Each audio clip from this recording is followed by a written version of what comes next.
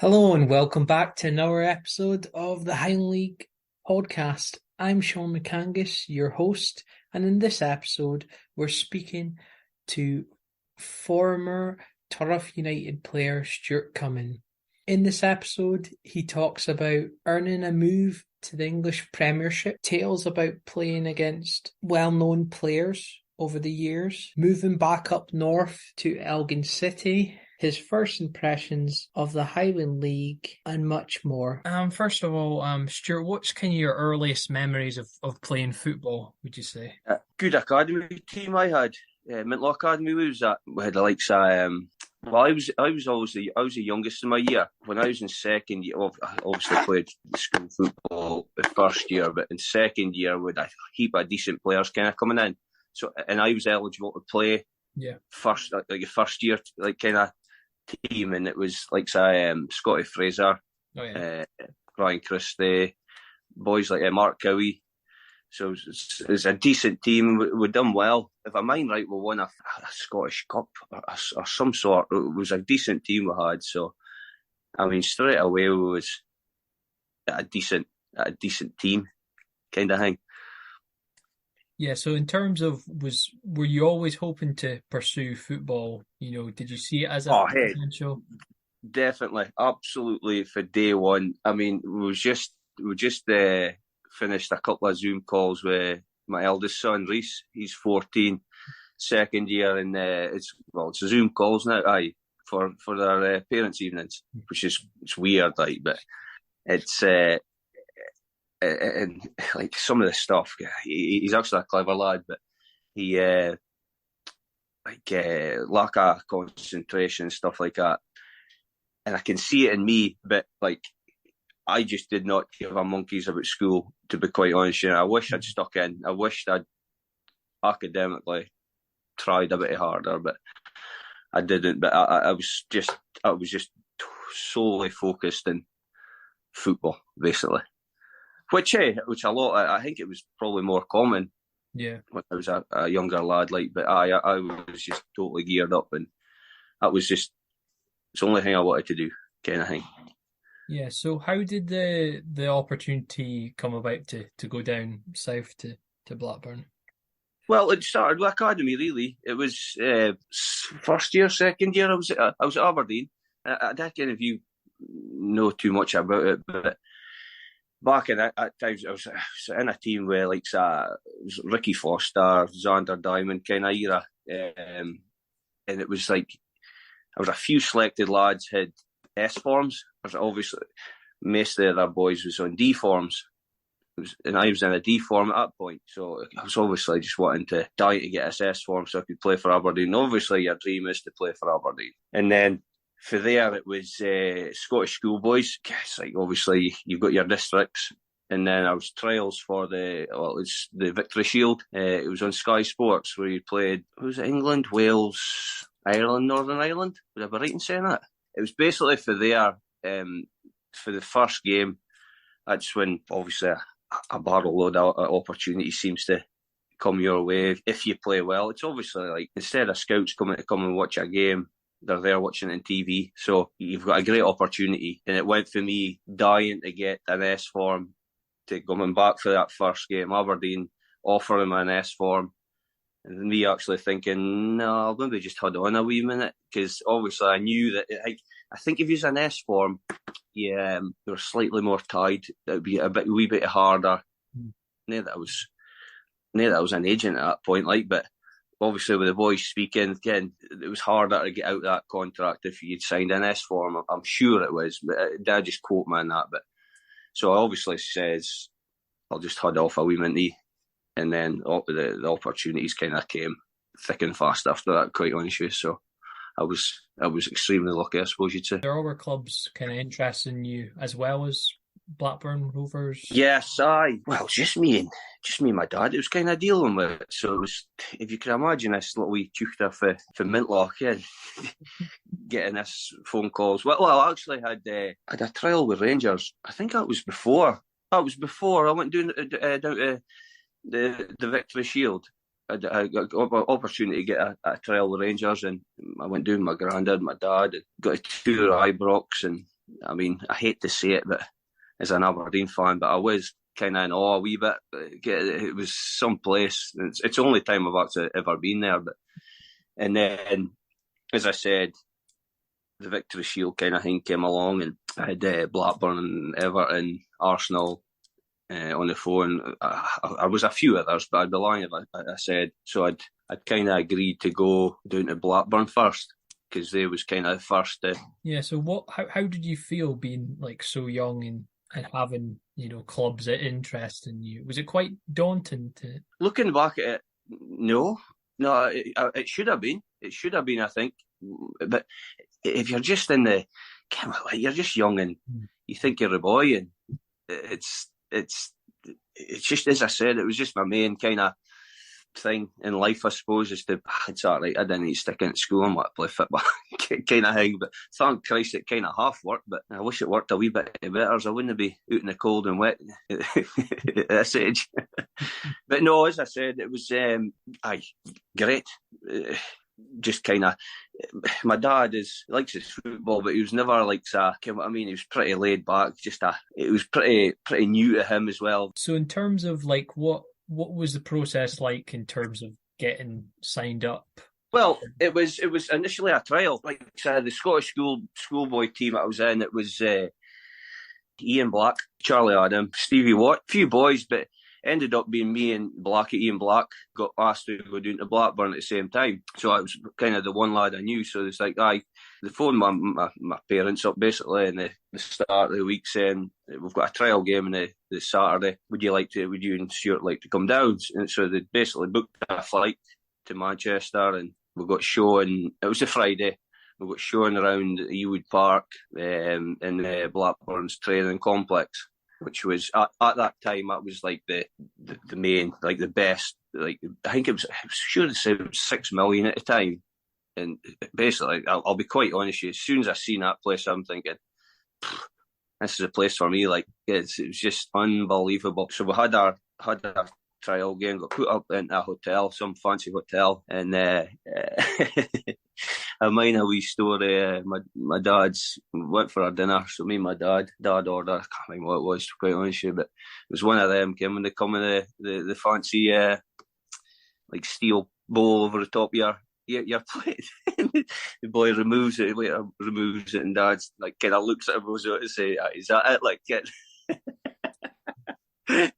But as I said, I go back to like it was quite surreal because, as I said, just two mealers for Mintlaw, like it was great.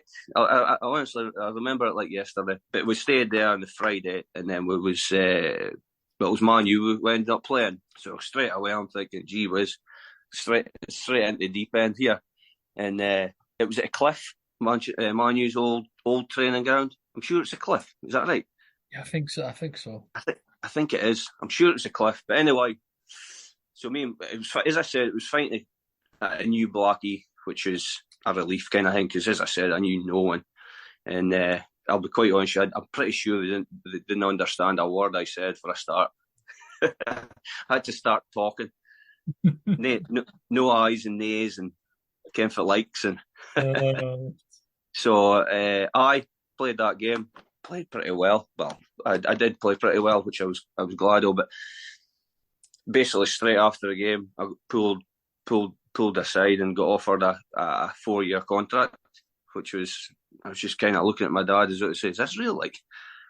But I might speak into the coach, which is the main coach, Rob Kelly. I'm not sure if you'd heard his name, but he was manager at Leicester at one point, and he went abroad, I think.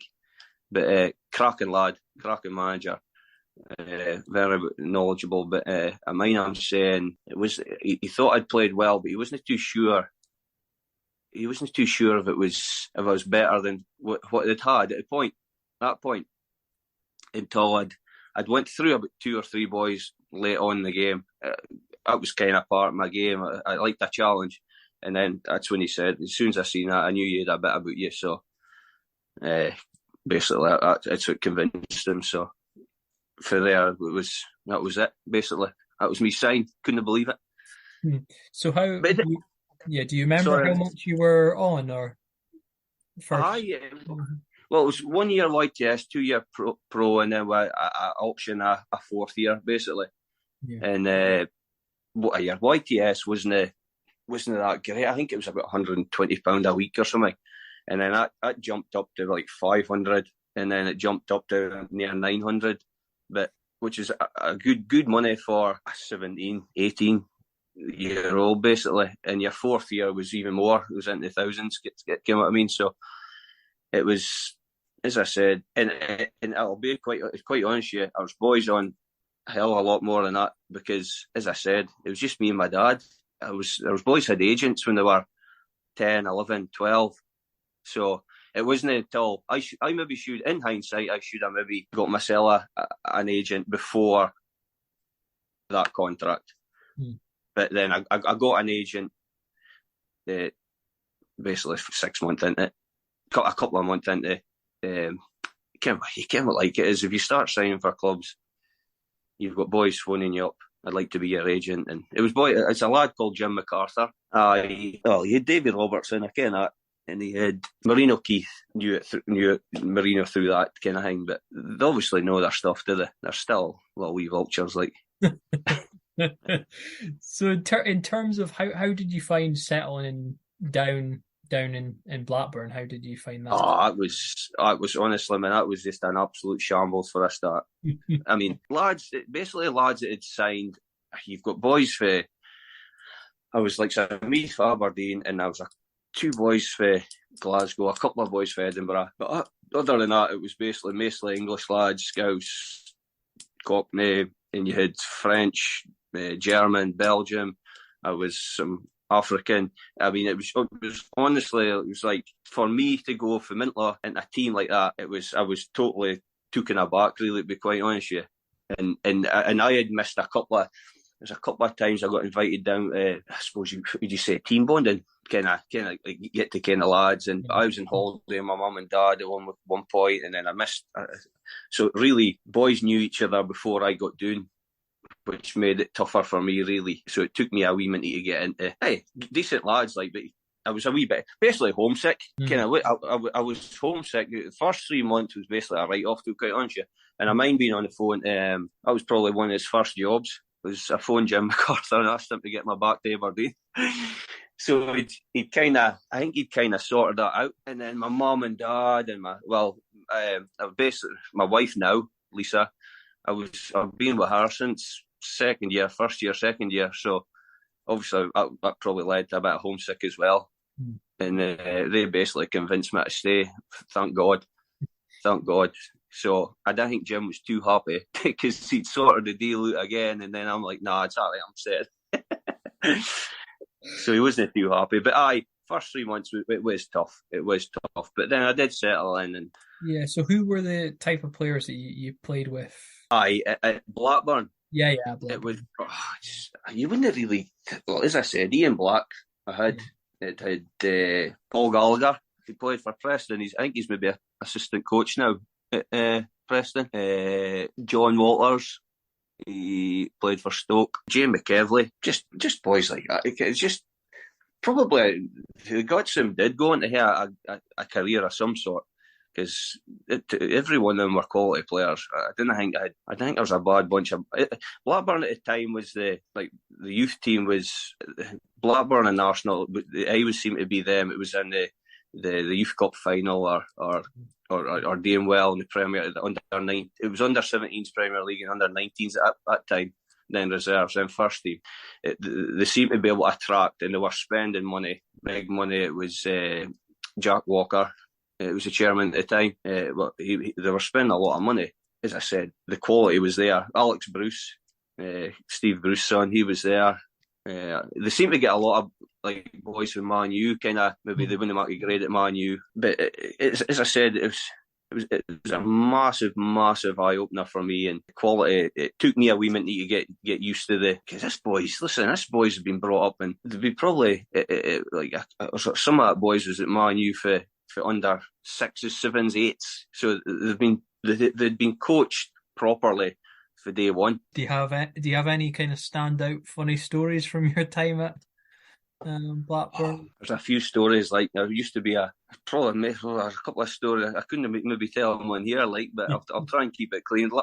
Stupid things like you think you're the boy, you think you're well, when I get caught, we'll go out on Wednesday night. We'll go out in Preston. Preston was the place to go. So we'd like, if you could imagine, it was like a training complex, and we had like there was a house, and then I was like a block of flats. I suppose you'd almost say block of flats, but like you had like house parents, I suppose you'd say, it would look after you. So we think it was clever, and we'd jump out our windows and go up round the pitches. If you imagine, there's about 10, 15 pitches up round the back of it, and then we'll get a taxi into Preston. And because we used to go to college on a Monday morning, Thursday morning, so we got made to go to college, and I picked joinery, like, but something to pick, I suppose. But so we thought, we'll go out on a Wednesday night, out we go, we'd sneak back in, thought, beauty, when I've been caught, go to college, come back, and then you just see, honestly, man, you would just see a sea of cones, and we think, what's going on here? Like, coach would come in say, aye, good night last night, lads. Like, caught again, and then boys would stand there and deny it. Then he'd take us into his office, says, look, so just show us a video of us like jumping and flying over fences and stuff like that. But no, listen, I was heaps of good times. Good because you're living with each other, breathing, you had zero time yourself. You were playing the computer together, basically sleep. Even your room, I was sleeping with. Well, it was at first year, second year, the flats, I suppose you'd say, but the third and fourth year boys, they basically had 4 houses, put you in houses yourself. So you had like maybe 80 years in a house. And then you had another house at the side you, which basically looked after you, did your cooking and cleaning and looked after you kind of thing. So you got your freedom as well, but no, it was there's a lot of dedication there as well. You'd be training morning, afternoon, and then you go back into the gym at night, or you go for a kickabout. They had a big indoor AstroTurf.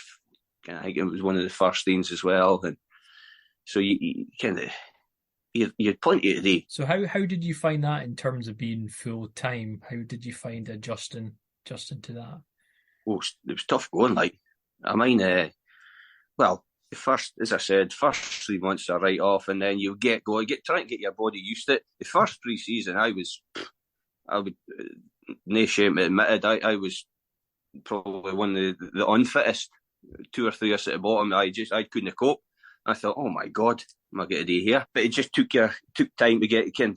As I said, I was boys going into this pre-season, being given or doing their own stuff, and like I would have never thought of going out for a run and getting my body used to it, or so I just thought it was just a case of getting in and getting on with kind of thing. But then it's amazing after that 3-4 months at how quick you adjusted to it as well. When you look back at it, you're absolutely spoiled. I mean, you had four physios looking after you at your beck and call, so you would go and get a rub, or it was unbelievable, really.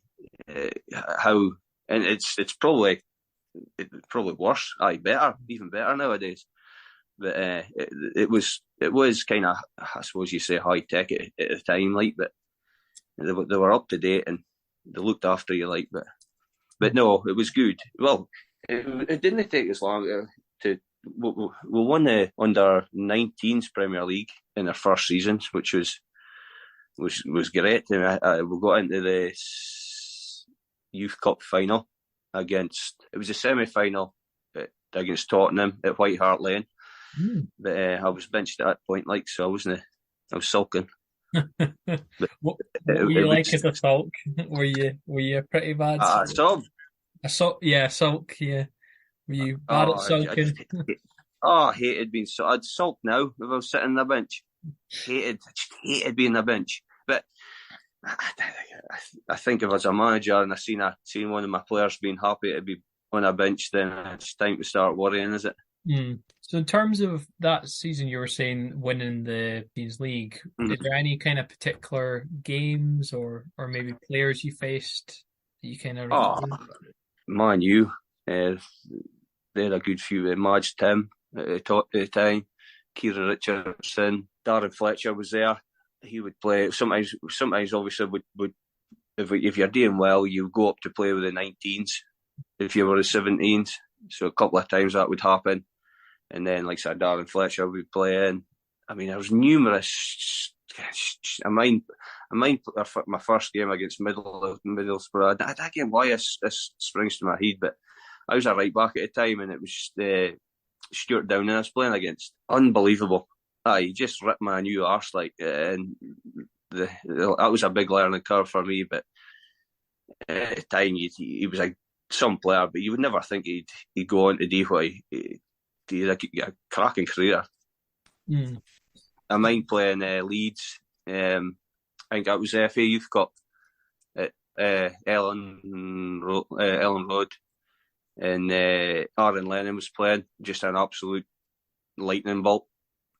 I mean, I was quick, but there was no chance I was keeping up with him. And James Milner was there at the time, but he actually, because I mind has gone into the game thinking, speaking about Milner and that, but I mind he was in the stand because I think the weekend before or the couple of days before he'd played for the first team. That was like his debut for the first team at 16.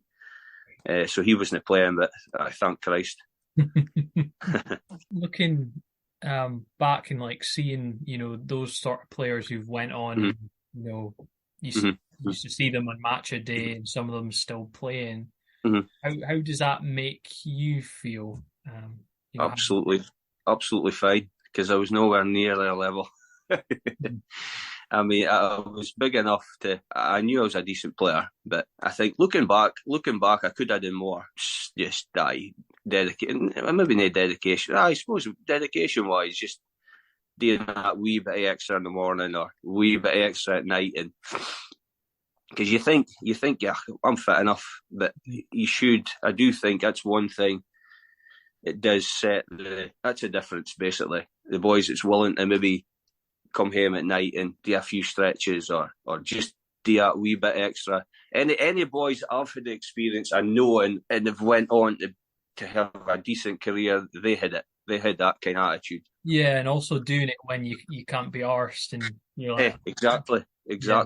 And it's exactly, well, as I said, if you imagine some young lads on decent money, got decent cars, we've got our PlayStations, we'll go out in the car, we'll go play a game of 10-pin bowling. I thought there's so much things that we could have done and easiness, but as I said, Johnny Walters and Ian Blacks and that, they just had that wee bit of right. Let's go to the gym for a half hour before. This is at 9 o'clock at night. And the place was open, so you could use it, kind of thing. So, but listen, it's hindsight, is it? I mean, it seems to be. You look back and think, I wish I did that, but that's probably how I think at times. But I was never at their level. I could have had I generally think I could have had a full-time career if I'd stayed down there, but I was never ever going to be a Premier League player because we trained, as I said, it was under 19s, and then I got a few games for the reserves. Gordie Greer was there at that time. Yeah. He was a good lad. He really looked after the Scottish boys. Played Liverpool, and I came on at right back, I think it was. Right back, and I was playing aside Gordie, and I mind it was Elhaj Diouf at the time who was playing up front, and oh my God, man! I think the ball was coming up at his chest, like waist height, and the thing was just dropping dead. He was picking stuff out, and again at the time, you think nothing of it. Like you knew he was a decent player, and you knew he was a bit of an arrogant little bugger, but it's not till like now you realise like opportunities like that you wish you took a bit more serious kind of thing. Yeah. So in terms of what kind of led to you moving back up north and then joining Elgin, what? I decided to come back home basically because, as I said, I got over the homesickness, but I was coming back every other weekend. During my 3.5 year, 4 year out there, I was coming back every other weekend, driving up, taking the train up, seeing my missus or family, or because I enjoyed. My mates were here as well, and as I said, you might laugh but I would come back after maybe 5-6 months and be with my mates, having a beer or whatever it would be, and I would say yes and no, and would you like to come for a game of pool or something? And whereas normally going for a game of pool, men or something, I obviously had to talk when I was down the road, so I used to get a hell of a ripping when I came back home, from my dad as well, just my whole family. It's like, oh, look at you talking. But then, as I said, I got the opportunity to I had a couple of full-time contracts, lower leagues down south, a good few American scholarships, I suppose you say, which is it never interested me, to be quite honest. Yeah, Irish, had a couple of Irish clubs asking me to go over, but I ended up Kenny Black phoned me. I was kind of just half deciding at that point. I still had Jim MacArthur as an agent, so he was kind of putting the feelers out as well. But Kenny asked me. It was a lad, Kieran Renton. He was a goalie, and Adam Nelson, who played. I think he's still playing actually for Bonnyrigg Rose and teams like that. He's a good player. He asked us up to Elgin. So we ended up signing. He basically sold it to us because Kenny had. I can't remember if you mind, but Kenny had basically it was like a youth scholarship, I think, at the time. It was basically full time, and it was boys like younger lads. So he basically offered us 3 days a week full time with Davy Robertson to go up there a Tuesday, Wednesday, Thursday, stay up there. Like a Monday, Friday, I would just work with my dad, basically, labouring. He's a bricklayer, so that kind of toughened him up a wee bit. So the three of us signed for Elgin. The younger lads were kind of like Ian Vigors, Gary Wood was there at the time. Vigors' older brother. There was a lot of decent young players, basically. So it was kind of obviously it was a fair step down. I'll be honest. Again, it was with as I said, a £6 million complex to Borough Briggs, training out the back, freezing cold. Again, it was a culture shock for us, and I wasn't the only that felt it because I had two of their mates come up for Blackburn, so it was nice for them to come up as well. But I think the three of us was there for about 3 years. I think 2.5, 3 years. I think we basically stayed for. So it was good. Hey, I really enjoyed my time. Davy Robertson was absolutely spot on in my position. I was a right back. Obviously, he's a left back, but he's some great advice and just a decent human, Ken. Yeah. So what was the best kind of advice he kind of gave you? To cut my hair. My hair was a bit long at the time, and he still calls me this day Walnut Whip. But listen, I couldn't really pinpoint a lot of. You get a lot of good advice, Ken. You were getting taught the right things down the road, you know what I mean? So, but just little wee type, get bits and bobs. Maybe more my mentality, more than anything. Ken, I get a bit frustrated myself, and Ken, young lad, still full of the beans and thinking he's a boy. But just a lot of more psychological advice, I suppose you'd say. But he obviously he was a top player, and he when he spoke, you listened. So, I might when I was at Elgin, we had Andy Gorham come up. Davey got Andy Gorham up for a couple of sessions. And that it's just surreal, it's just. Well, obviously, I thought he was ancient at that point, but he was still flying about like a pig, like in the goals. Just as I said, sitting down with boys like that, the stories they're telling is brilliant. You just wish you could rewind and actually properly listen this time. Even then, a few pints with my mates or something, you'll start reminiscing, and you'd be saying, again, like a lot of times down the road, you get to train with the reserves, and the reserves would play a bounce game against the first team, and I'm standing marking Dwight York and Andy Cole. I mean, it's there till you actually speak about it. You think, Jesus Christ, this is some players. You know what I mean? You just wish maybe appreciated it, I suppose, more at the time. Did you half any of them? Did you manage to get in a challenge, or did you not? I probably tried, to be quite honest with you, but again, like Damien Duff, I mind playing against him. Just he basically sat. He was right winger, and I was right back, left wing. Sorry, I'm right back, and I mind him sitting my doing about 4 times before he crossed the bar. It's just unbelievable. But again, you're just a young lad learning, are you? What do you remember about the first few games, kind of in terms of that was the old third division, I think. As you say, fast pace and you're getting taught. You're playing pretty football down the road and pitches you wouldn't believe. Training pitches and just you're so mollycoddled. Going for, as I said, down south to coming up here, Borough Briggs, freezing, bobbly pitches, and boys just wanting to kill you, playing against. Obviously you played against men older. You trained with them, you played with them, but it was never really competitive. Obviously reserves was competitive now and again, but I mean, this boys are fighting for. I mean, you're playing against boys that's fighting for a career or boys that's been in and around football for years and they've got the savvy. You know what I mean? It's a different ball game. It's dog eat dog. Yeah. Do you feel like obviously there was competitive element in terms of going for the league with Blackburn and also the cup, but you feel like kind of the being in that environment at Elgin City, everyone wanted to win, and it was maybe they won, they could get a bonus or whatever. That kind of was an added thing, or not? Financially, you're basically playing for your bonuses and your. I mean, don't get me wrong, the wages we was on at Elgin was great.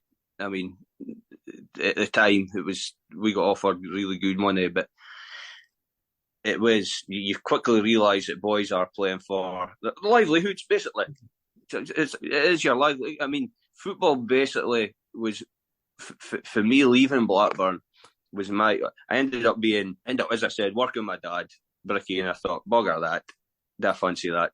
So I ended up getting into joinery, a local company at New Deer here, and the money was fine. Okay, you're an apprentice for 4 years, are you?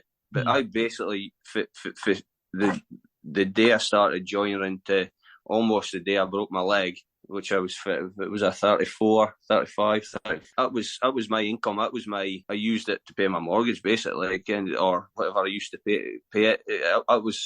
That's how you used your money. You kind of you use it. It's like part of your living, your livelihood, I suppose. So in terms of, I was reading. It's funny. I was looking up articles, and there was various articles about linking you with moves to down the road and all that jazz. Was there much, I mean, in terms of when you were Elgin, were there kind of potential moves to go back down the road? Because the sort of clubs they were Googling that came up on Google was West Broms, your Wolves, Middlesbrough, kind of. Well, I'll be honest, I mind seeing it, and I was thinking I was long enough in the tooth at that point, 19, 20. I wasn't exactly an old lad, but I was understood enough now at that age, and I still had my agent at that time, Jim MacArthur. I was still in contact with him, and I mind getting into training. Obviously, it was full the 3 days a week with Davy Robertson and that, and thinking nothing of it. And then I mind Davy Robertson coming in and saying, "I see Middlesbrough, isn't it? I looking at you." And and I was just thinking, if he's saying that, then it must be something. So I ended up getting a phone call from my agent and said, basically it was true. I was a few of the teams mentioned. It was definitely Middlesbrough and West Brom, but I think I was a couple of other teams in there. That wasn't it. I'd never heard of them. But then I had a couple of Scottish clubs, Kilmarnock and Motherwell, interested as well. But I was playing good football, man. I was actually really enjoying it. I think maybe being closer at home and seeing my family and friends maybe a bit more, but I was playing good football, and I mind getting a phone call from agent Jim MacArthur. I was playing Cowdenbeath down there, and he'd phoned me earlier that day. We were just leaving the bus. I'm going to be doing the night. Motherwell scouts coming to look at you to whether decide whether to sign you or not. I was like, I ain't bother. Well, I've said this to a few folk now. I honestly shot it. I honestly one of the worst games. I was thinking more about them. It's the first time in my career that I'd let the pressure get to me too much. And that was a massive kind of learning curve. I had such a bad game. It was unbelievable. It was unbelievable. It was embarrassing. And my agent actually phoned me on the way back saying, I think that ain't be happening. And that was the last I'd heard him.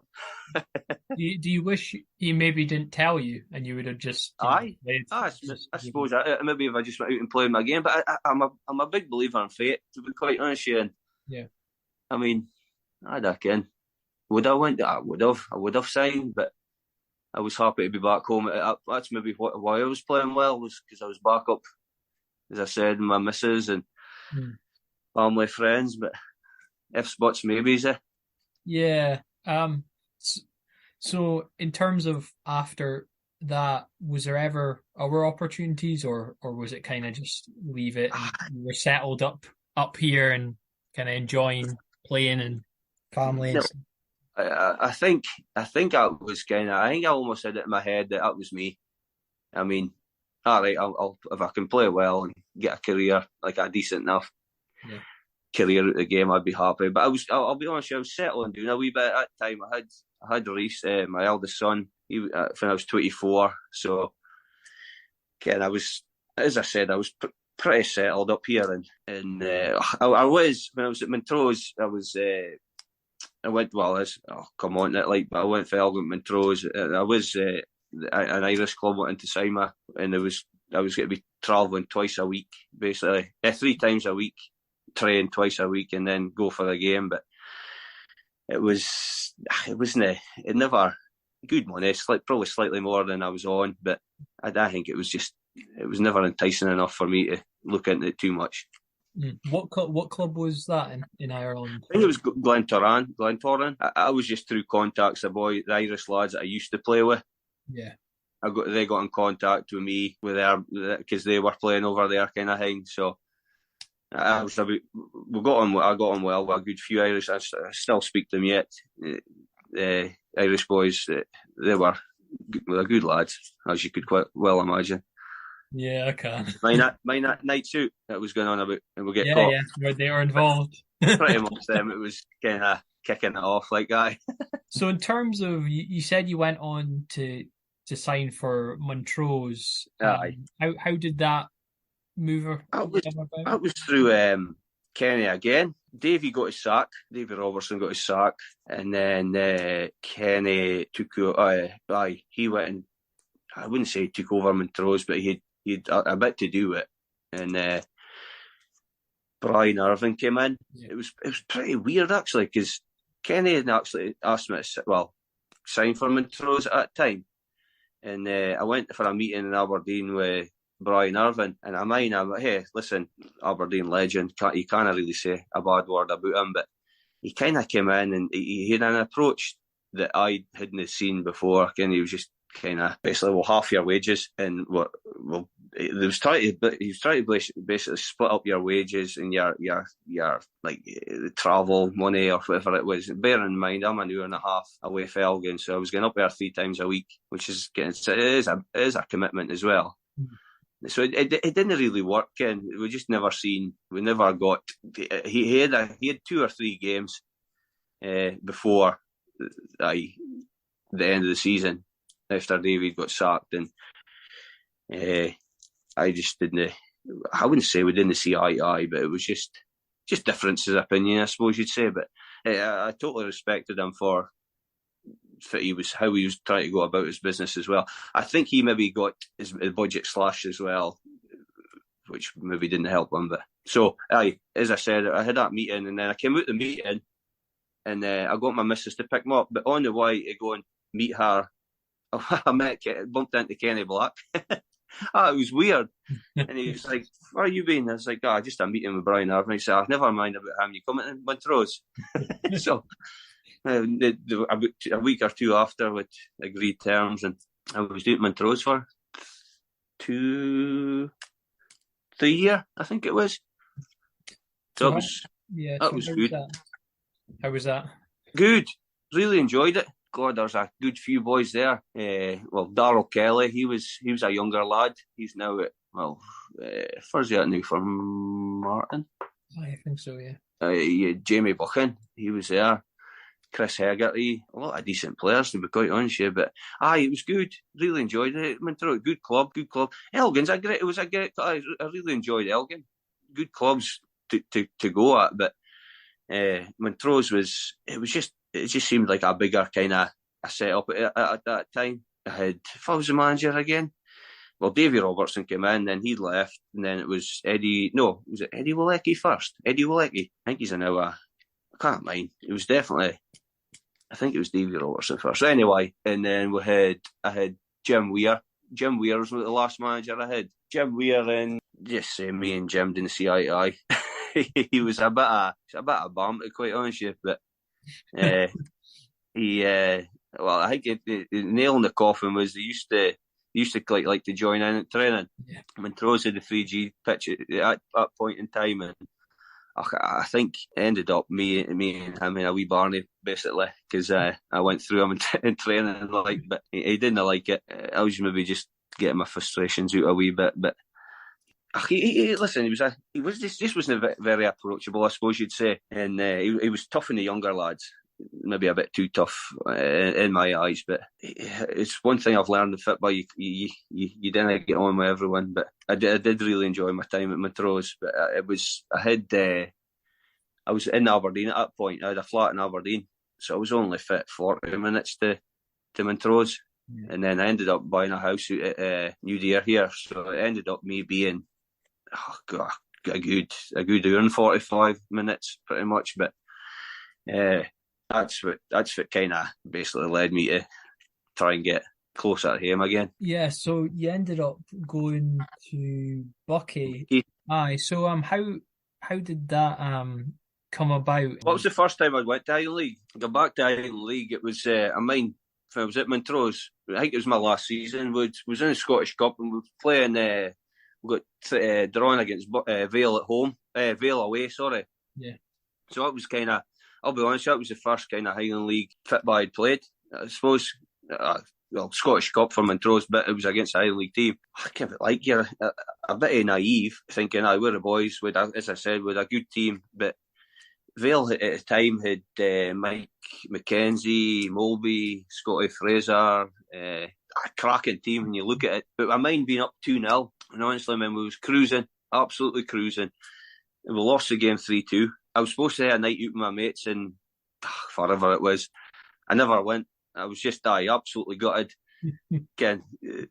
Absolutely getting ripped the whole night. Yeah, so I was like, no, I'm not gone. But it wasn't it. That was when I realised, as I said, we were probably a better team. But I think Molby had scored a double and some cracking goal, and then I can't mind if I scored, to be quite honest with you, but I really did think it's support and it was, as I said, it was an eye opener. So do you think that helped in terms of before you joined Buckie, in terms of new quality in the league? So Buckie must have approached Montrose because it was Doug and Kevin and Will. It was management team at that time. Obviously, I can't about Buckie, so I went up to a look, and Buckie's a cracking setup. The chairman, I was the chairman at the time, he was a topper, and I just thought I seen no reason why I wouldn't have come and sign for. I had a few options in the Highland League, to be honest with you, but I just thought I'll go up to Buckie, and because they were a good team at that time. Spider, he was there at that point. Yeah. Well, I actually played with Spider at Montrose as well, and Andy Reid at the time. But listen, it didn't go as good as I hoped for, to quite honest with you. I think it was just a season I stayed for. But it was a season. But I think just about 2 or 3 months into the season, Doug and Kev got sacked, if I mind right, and Greg Carroll came in, and as you can, Greg's topper a boy, can be fiery kind. So I wouldn't say, as I said again, we had our differences, but listen, he had his players. It's like anything else. He had his players that he wanted to play, or he brought in to play in my position, I suppose. And it was just, listen, I was never going to be one that would sit there on a bench and watch Fitba. I'm like, if I'm not playing, I'm away. Again, it's as simple as that. So I kind of, it was it. I think it was the season, and I ended up moving to Formartine with John Gardner. Would I be right in saying 3? Sure, I was good. A good 2 or 3 seasons. Well, it was Gardner as manager, and then who else came in after Gardner? Pelly, I think, was it Pelly came in after? I think so. Stevie Patterson came in, aye. Yeah. It was a good 2 or 3 seasons. Yeah. So in terms of, did you feel kind of more kind of settled at Formartine and getting? Well, it was totally different. It was quite exciting because that was their first season in the Highland League, and it was getting touted as it was going to be the Man City of the Highland League, and getting the big spenders. Obviously, Kaja was throwing the money about, and I mind the first game. I had not a clue about it, but it was the first game of the season, the first game in the Highland League, and there's parachuters coming onto the pitch, and I'm just like, what's going on here? Like, listen, it was exciting because, just a new club coming into and trying to make a name for themselves, and I think if I was there at the time, they'd signed Bobby Mann, Maguire, Kaiser was there, Stuart Mackay, I was Derek Suter, Jamie Winters, boys like that. It's just like, I'll be honest with you, at times you thought, the hell's going on here? Like, again, if I had this money coming through, but I didn't. Well, Simmy was there. I signed with Mark Simpson. I'd actually worked with Mark at the time as well, so that was fine. I ended up playing centre half with Mark, and we had quite a good partnership. But because Simmy is obviously a cracking Highland League player, and he kind of kept us right.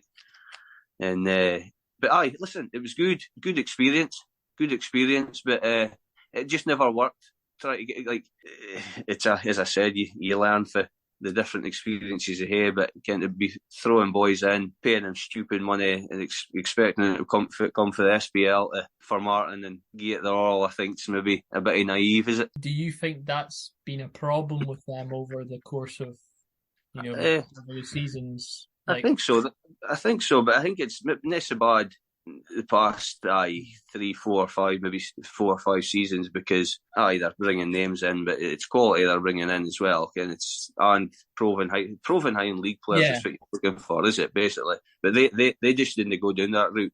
Half the team was boys that had never played in the Highland League, and as I said to you before, it was an eye opener for me. The passion, pace, intensity, Fit maybe lacked that, and at that point, technically, it was more than made up for just the pure and utter passion, I suppose you'd say. Again, Did you feel pressure being in kind of the first Formartine team, being in the league, or not at all?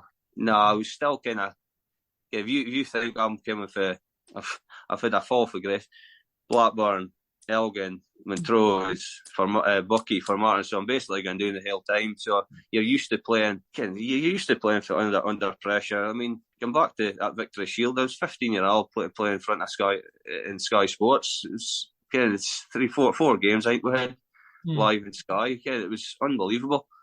So experiences like that help. Yeah. So how long were you there for Martin when Pelly was there? Have you got much kind of? I had a good season with Pelly, but Pelly was a topper. I really liked Pelly. I just used to make sure kind of Fort William buses and the big away trips. Yeah. The Wicks. I used to make sure I used to try and sit next to Pelly and just listen to him. Just tell his stories. I was probably at that age where I was more appreciative of the stories and stuff like that. So I thought he was just a good human and a good manager.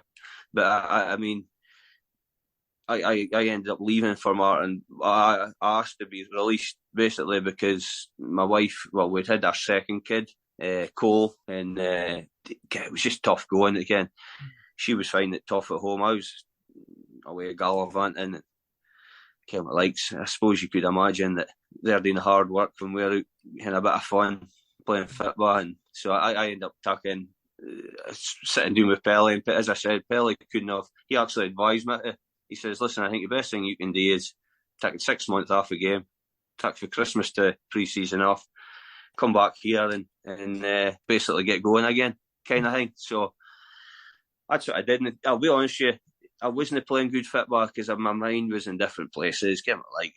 I needed a refresh, and that's what I did, and it was probably one of the best things I did. Yeah. So how did that move come about to Turriff?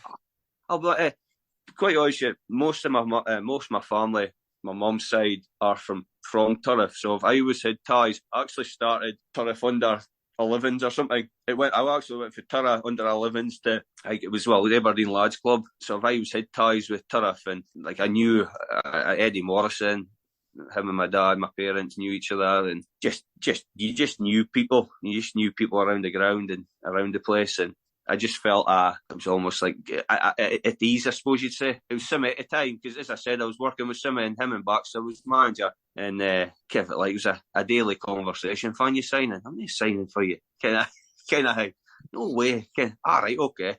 And then you start cracking a deal at dinner time, like "I'm needing that." "No fucking way you're getting that." But no, it was good. I really enjoyed it. Under Simmy and Baxter as well. And I think almost, I would say it's the club I felt like more at home at, if that makes sense. Ken, like you felt like it meant something. You meant something. Like trying to get 3 points, it meant something to your family or your because my granddad was a Turriff supporter. And yeah, and also all the different like characters at the club, like Perro and different people. Like characters like that make clubs. Every club's got him, but I would say Perro would definitely have to get a special mention. Perro and like Ellis Duke and that. Ken, boys like Webb Duncan, he's obviously sadly gone now, but boys like I would often say it was me and Kevy Main. The keeper, would I always be last out of that changing room. We'd just sit and yap or for training. Jesus, better get going. Or sitting here, a cup of coffee with Perro. Or you come outside and you've got like Webb Duncan, you've got Brian Massey, you've got boys sitting out there at 9:30, 10 o'clock at night, going still maintaining the ground. Again, like Ellis Duke and that. It's just unbelievable the amount of work at these clubs. You need them. They're the heartbeat of the clubs. But Pearl's she's definitely up there. She was fiery. Like I had a few swearings for her. Was that when you were or cleaning my boots in the shower? But listen, she was an absolute top. So in terms of what was it like playing under like a teammate? Just like work would be at each other's throat. At each other's throat the whole day, winding each other up. But listen, I got on really well with Simmy. Cracking player, cracking centre half, and the man never had pace, but he knew how to read a game. Played together at Formartine and Turriff, and we got on well. I mean, would be at each other's throat, honestly. And then after the game, we're sitting having a beer together. It was just that kind of relationship. Yeah, pretty old school, I suppose you'd say. There's not too much of it. So in terms of the first Turriff team you were in, who were kind of would you say were the standout kind of players you? Well, I think Magoo would sign Magoo at that point, which he was a good player. I think Aaron McKenna had signed for Birmingham. Well, it was Villa. He was up here for university. Basically, that's a player. He could have quite easily had a career playing football, but he obviously chose. He's a clever lad. Like I think he's some sort of biosurgeon or something ridiculous. But he's a good team, but just maybe lacking experience. It was quite a young team as well, and we just needed to add. But listen, you knew that. Listen, you weren't going to be winning every week, but you knew you were a solid, decent enough team. But it was never my aim to be sitting at a mediocre team at Turriff. I mean, I always wanted to be getting better and better. Yeah, because you had the likes of Harris was there. No, it was a fair.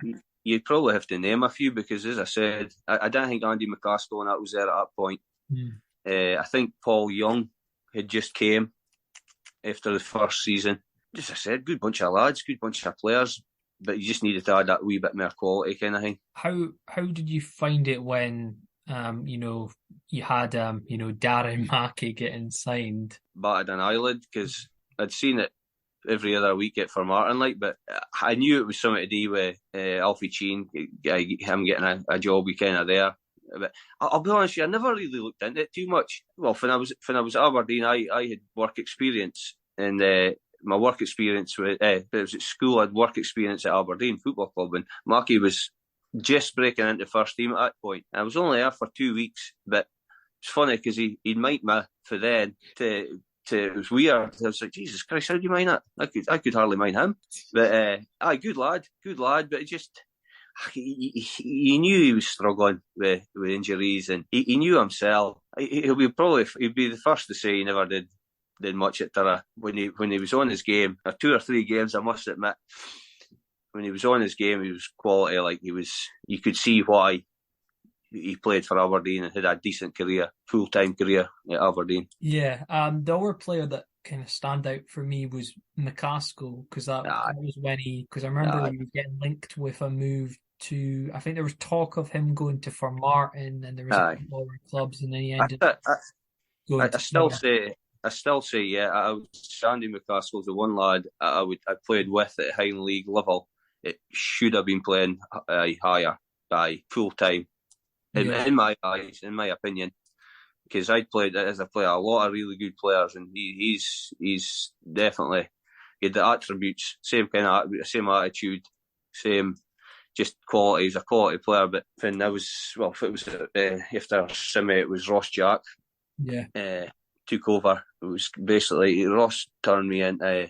I say turned me into. I'd played there numerous times before, but he basically gave me a free role in front of the back four. So it was basically a 4-1-4-1 we used to play. Just kind of let me get on it and get the boys in front of me, or shield the back four, which I really enjoyed playing. To be quite honest, you got a bit more involved at the game. But I had Paul Young and Andy in front of me. Yeah, easy. So easy for me. Just get to one of them two, and they used to do my running as well.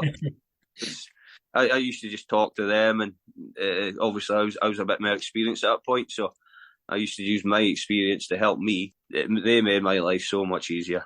Cracking guy, Paul Young, and then Biggs was there as well at one point, and Do you ever think of what if, in terms of you ended up finishing second place in the league, and there was the whole deduction of points because Archie there was somebody registering him, or looking back at that season, like in terms of the league, what do you kind of remember about it, and kind of what are kind of standout kind of moments?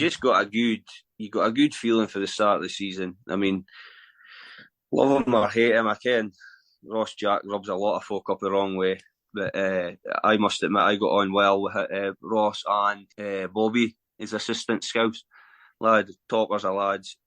When he first came in, I must admit, he's intense. Like, it was, you're training 2 hours.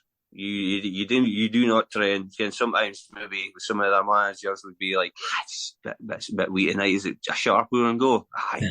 And it was literally 2 hours on the button, and you had to be at it for that 2 hours, and doing that twice a week. And his listen, he's got it as well. He's a good coach.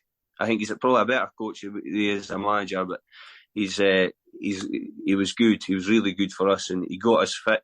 Pre-season was good. Signed decent players. Listen, he had the money. He can. Alfie at the time was putting a bit of money into Turriff, and like Eddie Morrison, and the place was looking brilliant as well.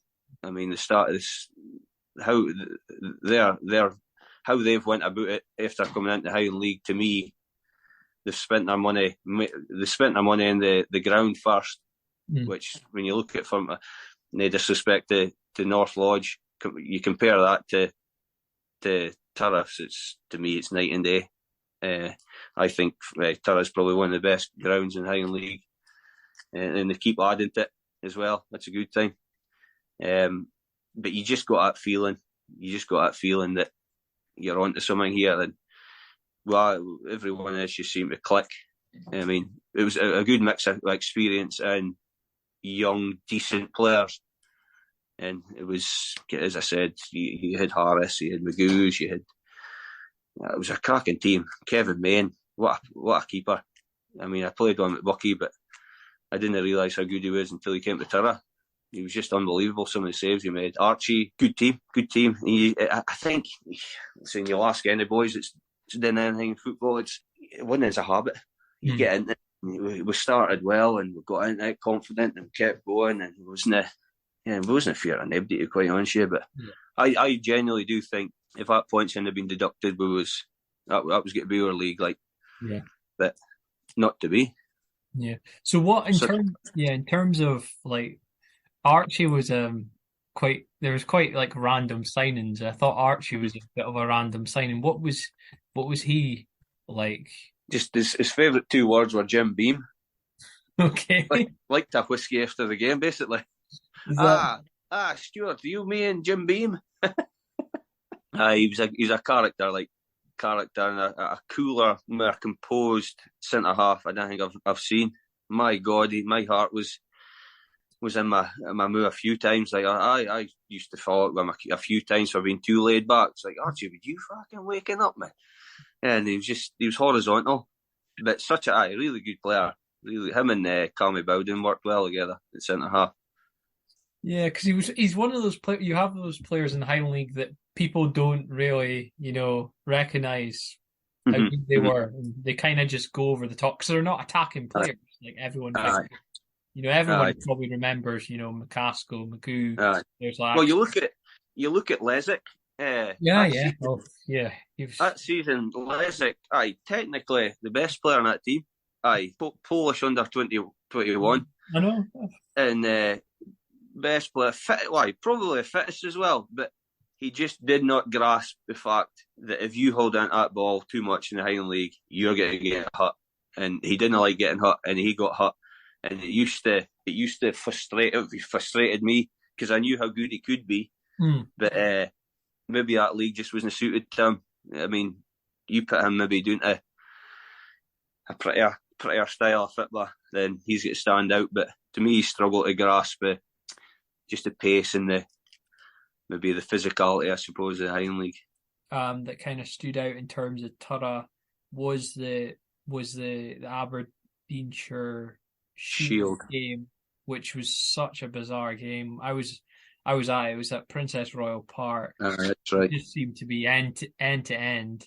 Well, it was a tight kind of game, and Brock or Mark Cowie had the Brock at that point, and Alec Mayer, and you knew that Mark, you just knew, you could see it coming. Like Brock were going to be challenging for titles. And to me, they were building a team. They weren't quite there at that point. Still, his Scotty Barber and Boomer and I mean, cracking players, but they just weren't just quite there. But it was a tight game, and then a bit of experience. I can't remember if I'd scored. It was end up 2-0 anyway. And then it was 15 minutes left, 20 minutes left. I still maintain, I changed the game, because I came off for Wazzy. I'd hurt my hip or my rib, I think it was. If ever it was, I came off. Wazzy came on, and the rest is history. It was 2 or 3 he scored. I think he scored a hat-trick, maybe, didn't he? Because it was 4-3. Must have been the last kick of the game, almost. He won it, I think. It was a bizarre. You hadn't heard much of him, and then he got put on. It was some game. And some night after it as well. Jesus, I was struggling for about a week after that. But best night out. One of them, but winning anything you win. It's. I'll be honest with you, it's something in football. I've an under 19 Premier League medal and a Aberdeenshire Shield and a couple of other little wee trophies, but nothing. It's nothing. It's one thing. Maybe I do look back and I do wish I'd won a wee bit more. That's the things that's what you're wanting to do, is it? It doesn't matter how good a career you've got. It's the medals in the cabinet you're looking for. That's why you do it. And I would have liked a few more, but I'll maybe try and get some more as a coach or a manager. Yeah. So in terms of and then there was the whole injury kind of breaking your leg. Yes, like, How did you cope with because I wasn't coping very well till my teammates bought my PS4. I remember that. And then P&J wanted to come round for a picture, and honestly, man, I was in agony that day, and the boys got me like in different positions on my sofa with PS4, and I'm just sitting there thinking, "Oh my fucking god, would you get out my house?" But no, that just basically summed up that team. Just decent humans, good lads. Everyone got on, and I never expected them to turn up my door with a PlayStation but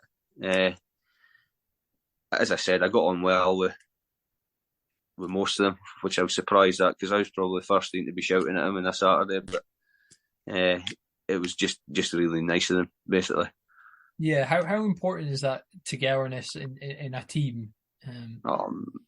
It's one of, to me, it's you don't have to like everybody in your team, but you've got to have this respect and willing to fight and back up your teammate up to help every one of them. To me, that's your foundation, basically, and then you go for there. But in my experience, I've learned, but it's not easy to get it or try and install it in a team. But listen, I've been lucky.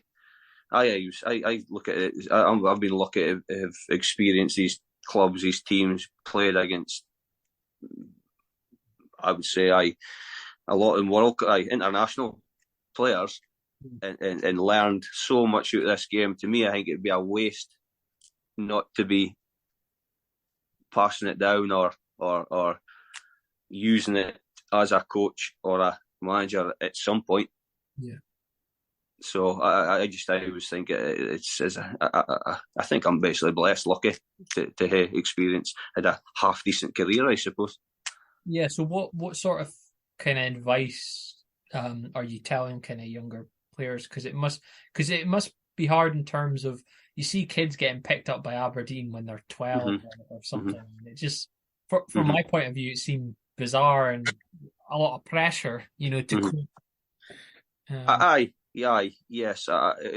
When I was at Aberdeen, it was different. I mean, you go on your 3 times a week at training, but I was none of this listen, I've got mates that's got young lads into Aberdeen, and they've got this, they've got homework and homework skills at home and stuff like that, which is great. But I think sometimes it can take the fun out of the passion, the love out of the game. So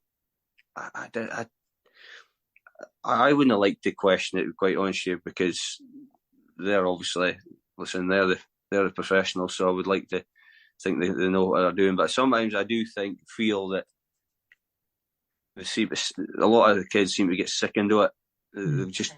I wouldn't say too much. It just seems, I still think we probably played more football back in our days because every night we was out playing football as a kid, whether it was you go and train and you go out in the park and play, and it's just a different culture. So maybe that's why they've got to get them in so much. Yeah. In terms of looking back at your playing career, who would you say is the best player you've played with and best player you've played against, would you say? It would be easy for me just to say, well, Dwight York at Blackburn, Andy Cole, 2 guy. I would say one of the lower leagues best would be Andy McCaskill, because Highland League kind of part time. As I said, I thought he could go higher, but playing against, it's a tough one, is it? I would say you got to be like Davy and Duff kind of thing. Go down that route. That are the best players. You looked at the careers they had, and it isn't until you play against them that you realise how good they are. Yeah. And as I said, I'm no shame in admitting that I was never near that standard, but I did think I could have had a living out of it, basically. A full-time career out of it, but it never worked, and I would never change nothing. Genuinely, I would never change nothing. Yeah. So what would you say has kind of been your key highlights, across?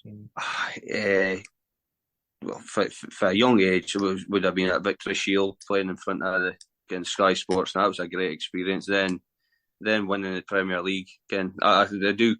My son, he's got my Fitba stuff, and I sometimes look at it. It's like Barclays Premier League winners medal. He's just like, geez. I actually mind when we won it.